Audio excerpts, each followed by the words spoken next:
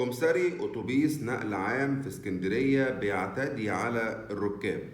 تعال أقول لك إيه اللي حصل. انتشر فيديو كده مؤخرا على السوشيال ميديا، كمساري أتوبيس نقل عام في اسكندرية بيزعق وبيشتم في الركاب، وواحدة ست عمالة بتصرخ. كل ده بسبب إن الست ديت كان ليها باقي نص جنيه.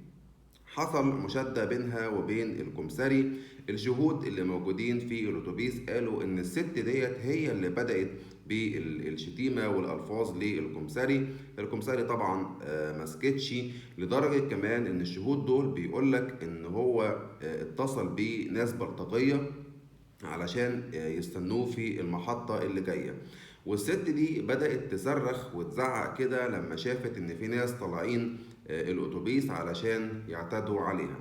طبعا رئيس النقل العام في اسكندرية مسكتش وخد إجراءات حاسمة على طول، ووقف الكمساري دوت لمدة 10 أيام، وحوله طبعا للتحقيق. وقال إن بعد انتهاء التحقيقات هيطلعوا ويعلنوا عن كل التفاصيل اللي حصلت دي.